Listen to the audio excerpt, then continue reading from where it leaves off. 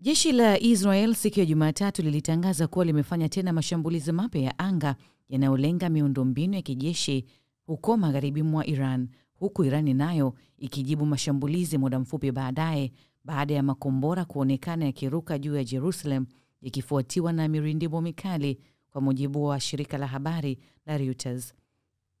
Mzozo huo wa silaha kati ya mahasimu hao wawili wa kikanda ukiingia siku yake ya 11 mfululizo. Operesheni hizo ni za hivi punde zaidi katika mfululizo wa mashambulizi wa tit for tat ambayo imezidisha hali ya wasiwasi huko Mashariki ya Kati. Takribani makombora 15 ya Iran yalirushwa katika wimbi la hivi punde la mashambulizi ya makombora na yametua katika maeneo kadhaa baada ya kunaswa, kulingana na ripoti. Katika kile kinachoweza kuonekana kama ishara ya uwezekano wa hofu, masoko ya mafuta siku ya Jumatatu yalipanda kwa zaidi ya 4% katika biashara ya awali ya bara la Asia, katika hali ya kushtukiza kwa hofu ya kupanda kwa kanda. Hii ni baada ya kuamuru kufungwa kwa mlango wa bahari wa Hormuz, jambo ambalo limeripotiwa kuhatarisha usambazaji wa 20% ya mafuta kote duniani. Takribani mafuta yenye thamani ya dola bilioni 1 za Kimarekani kwa siku yanaweza kushindwa kusafirishwa. Hili linaweza kusababisha bei za mafuta duniani kupanda kwa kasi zaidi.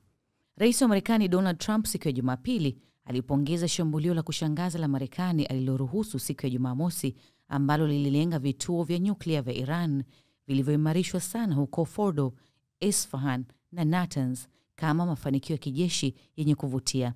Kupitia mtandao wake wa Truth Social, Trump alidai kuwa Marekani ilichukua bomu kutoka mikononi mwa Iran na wangelitumia kama wangeliweza.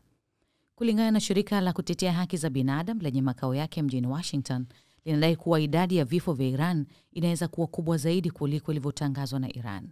Kundi la wanaharakati wa haki za kibinadamu linadai kwamba takribani watu 950 wameuawa kote Iran na imewatambua 380 kuwa raia wake na 253 kuwa wanachama wa vikosi vya usalama vya Iran. Zaidi ya hayo, wengine 3450 wamejeruhiwa katika uvamizi unaoendelea. Kundi hilo vita vilivyoingia siku yake 11 na vinavyoendelea vinachochewa na shambulio la kabla ya alfajiri na Israel mnamo Juni 13 mwaka 2025 chini ya operesheni Rising Simba, ambapo ndege za kivita za Israel na drones zilianzisha mashambulio makubwa ya anga kwenye vituo vya nyuklia vya Iran na vituo vya kutengeneza makombora ya balistiki. Miongoni mwa malengo yaliyoripotiwa kufikiwa ni mitambo ya urutubishaji ya Fordo na Natanz, operesheni iliyosababisha vifo vya makamanda kadhaa wakuu wa kijeshi na wanasayansi wakuu wa nyuklia, kulingana na Tehran. Kisha Iran ilijibu kwa operesheni ya True Promise 3 baadaye usiku huo, ikirusha makumi ya makombora ya balistiki katika miji mingi ya Israel pamoja na Tel Aviv na Haifa. Makombora ya Iran pia yalishambulia vitongoji vya makazi na kusababisha uharibifu mkubwa na majeruhi.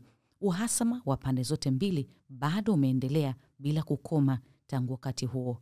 Kisha Marekani nayo ikaingilia kati na shambulio lake la kushtukiza ililopewa jina la Operation Midnight Hammer, iliyotekelezwa kwa kutumia ndege 7 aina ya B2 hatari duniani ambazo hazikutambuliwa na walinzi wa anga wa Iran kwenye vituo vitatu vya nyuklia vya Iran, na hivyo kuhitimisha kipindi cha wiki moja cha mashauriano kuhusu kujiunga na kampeni ya Israel dhidi ya Iran na kuingiza Marekani kuwa moja kwa moja katika mzozo huo unaozidi kushika kasi.